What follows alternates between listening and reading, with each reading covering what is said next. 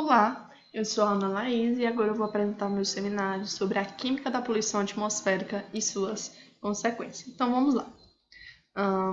Primeiro eu trouxe aqui um sumário para mostrar os pontos que nós vamos ver neste seminário de hoje. Então vamos falar o que é a poluição atmosférica, quais são as principais fontes dessa poluição atmosférica, portanto conhecer os principais poluentes e as consequências desta poluição. Nas consequências, nós vamos focar especificamente na degradação da camada de ozônio, primeiro entendendo o que é a camada de ozônio, qual a sua importância para o nosso planeta, vendo a dupla face que o ozônio tem, né, de vilão e de mocinho, e vamos conhecer as principais substâncias que prejudicam a camada de ozônio e quais seriam as consequências da degradação desta camada e quais são as ações de combate à degradação da camada de ozônio. Então, vamos, portanto, iniciar aqui trazendo a definição do que é a poluição atmosférica. A poluição atmosférica, também chamada de poluição do ar, nada mais é do que qualquer mudança na atmosfera que é capaz de causar danos à saúde do homem e do meio ambiente, certo? Então, a poluição, portanto, é a introdução de qualquer substância que, devido à sua concentração, possam causar danos, né?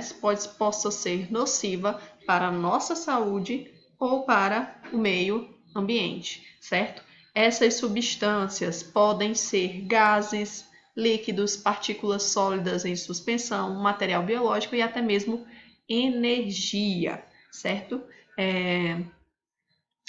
O conjunto dessas substâncias são genericamente chamados de poluentes atmosféricos e eles podem ser de origem natural ou artificial, embora a maior parte desses poluentes sejam oriundas das atividades humanas, certo? Então vamos agora conhecer, portanto, as principais fontes dos poluentes atmosféricos. Temos, portanto, as fontes naturais e os processos artificiais. As fontes naturais, como fontes naturais, nós temos a atividade dos vulcões, a liberação de metano durante o processo de digestão dos animais, principalmente os animais ruminantes, a poeira gerada nos desertos, a decomposição da matéria orgânica, né, de animais, plantas, seres vivos mortos, as queimadas naturais que ocorrem, a atividade microbiológica nos oceanos, que liberam gases sulfurosos, e o decaimento radioativo que acontece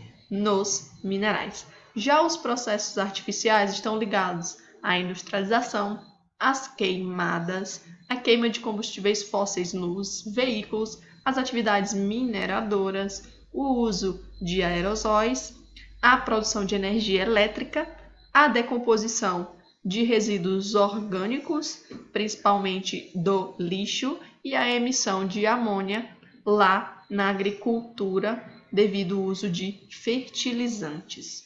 Como eu já disse, né, os processos antrópicos, portanto, oriundos das atividades humanas, são os que mais contribuem para a poluição do ar, certo?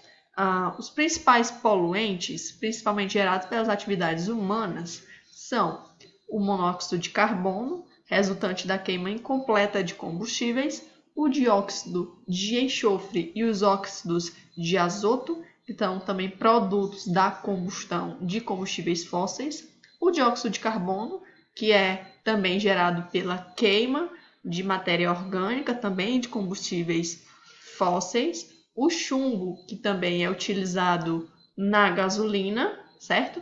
O ozônio, que é extremamente tóxico, certo?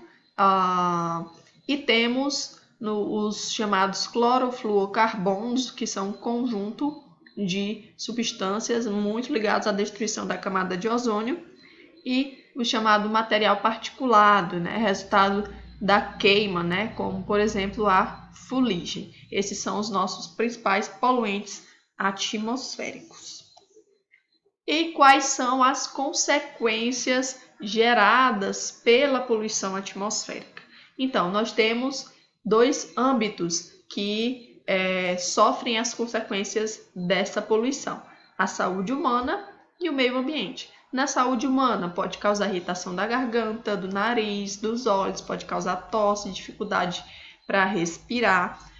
Para quem já tem problemas respiratórios, pode piorar esses problemas respiratórios, como por exemplo a asma ou a bronquite, ou ainda pode promover o desenvolvimento de problemas respiratórios, diminuindo a capacidade pulmonar, aumenta também a chance de ocorrência de ataques cardíacos e também aumenta o desenvolvimento, a chance de desenvolvimento de vários tipos de câncer, além de causar danos ao sistema imunológico e reprodutivo. Então veja como traz várias consequências para a saúde humana. Já para o meio ambiente, a poluição do ar pode causar problemas que vão ter consequências mais locais, como é o caso da inversão térmica e da formação das chuvas ácidas, ou ainda um problema de consequências mais globais, como é o caso da degradação da camada de ozônio e do aquecimento global.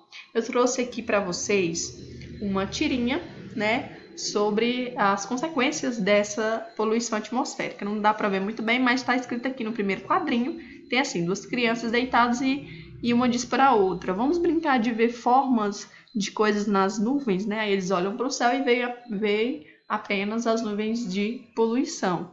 Um diz: eu vejo tsunamis enormes no Oriente, e você? O outro responde: eu vejo um deserto na Amazônia. Então veja como essa poluição pode realmente trazer várias consequências.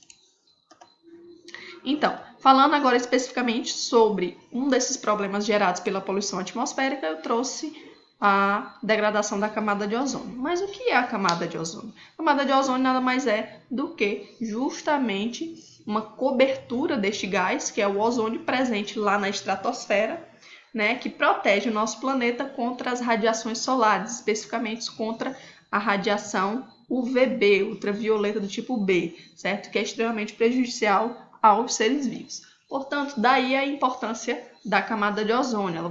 Ela vai funcionar como um escudo protetor do nosso planeta contra essas radiações que são extremamente nocivas a todos os seres vivos, certo? Portanto, filtrando especificamente as radiações ultravioletas do tipo B, capaz de filtrar cerca de 90 a 95% dessa radiação. Aí aqui do lado eu trouxe um box mostrando os principais danos que essa radiação pode causar aos seres vivos. Nos seres humanos, pode causar danos à visão, envelhecimento precoce, supressão do nosso sistema imunológico e maior chance de desenvolver câncer de pele. Já para as plantas, diminuir a taxa de fotossíntese e o desenvolvimento das plantas, e para os animais pode causar várias consequências, mas os animais marinhos, os animais aquáticos são bem mais sensíveis a essa radiação, principalmente o chamado fitoplâncton, que é a base das cadeias alimentares dos ambientes aquáticos. Então, vejam aí como pode gerar várias consequências, certo? Então, agora nós vamos conhecer essa degradação da camada de ozônio, que é comumente chamada de buraco na camada de ozônio.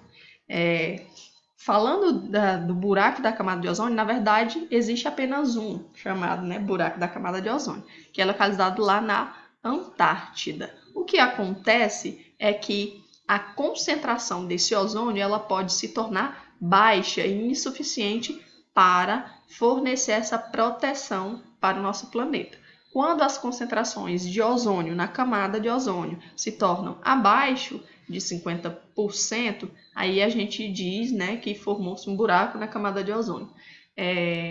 Esses buracos são causados por gases, que são principalmente oriundos das atividades humanas, então de origem antrópica, que são chamados genericamente de substâncias destruidoras da camada de ozônio, que é da sigla SDOS. Então, essas substâncias, de uma forma geral, quando são lançadas na atmosfera, deslocam-se para a estratosfera, que é onde está localizada a camada de ozônio.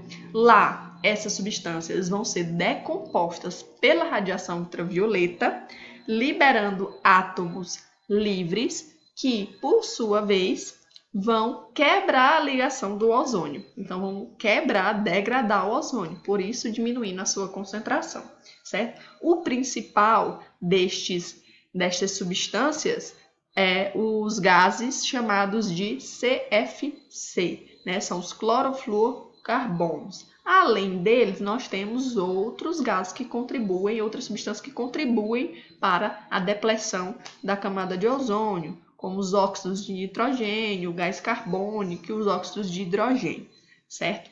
Para a gente ter noção de como esses gases são extremamente danosos para a camada de ozônio, uma única molécula de CFC é capaz de destruir até 100.000 moléculas de ozônio.